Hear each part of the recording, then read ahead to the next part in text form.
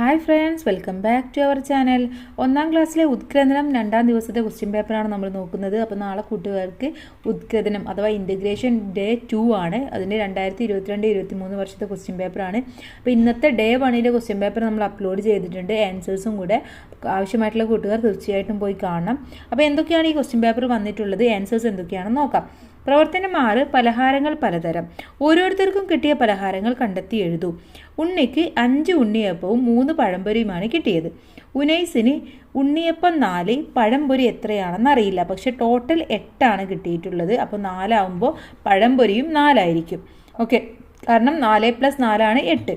ഇനി അനീഷയാണെങ്കിലോ, അനീഷയ്ക്കും 8 ആണ് ടോട്ടൽ കിട്ടിയിട്ടുള്ളത്.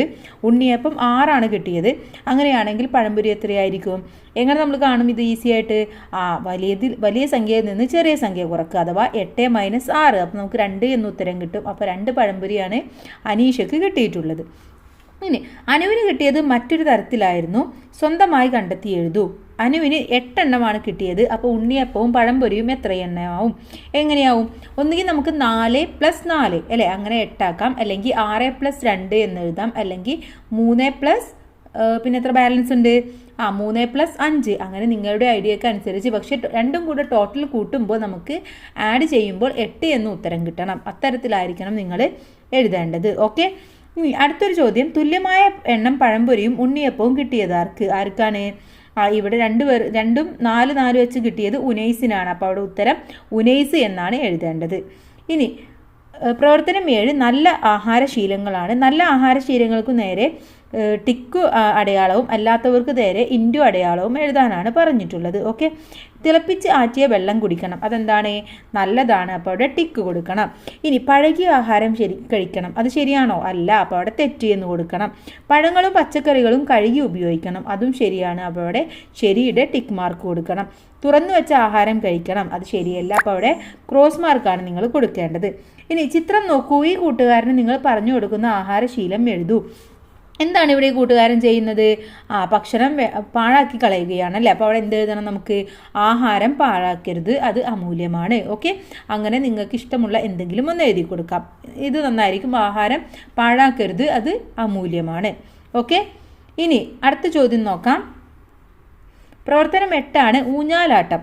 വായിക്കൂ. അമ്മാവൻ വന്നു ഊഞ്ഞാൽ കെട്ടി. ഉണ്ണിയും കൂട്ടുകാരും ഊഞ്ഞാലാടി. ഉണ്ണി വീണു, വിരൽ മുറിഞ്ഞു. ഉണ്ണി കരഞ്ഞു, മരുന്ന് പുരട്ടി. ഉണ്ണി ചിരിച്ചു. ഇവിടെ ഒരു കുട്ടി കവിതയാണ് തന്നിട്ടുള്ളത് അല്ലേ. ഇനി ഇവിടെ കണ്ടെത്തി എഴുതൂ. ആരാണ് ഊഞ്ഞാൽ കെട്ടിയത്? ആരാ ഊഞ്ഞാൽ കെട്ടിയത്? അമ്മാവൻ. ആരാണ്? അമ്മാവൻ. അമ്മാവൻ.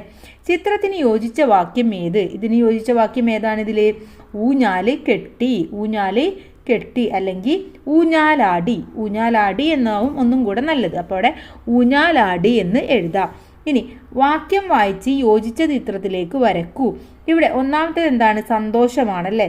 അപ്പോൾ അവിടെ ഏതാണ്? മരുന്ന് പുരട്ടി, അതാണ് അവിടെ ഉള്ളത്.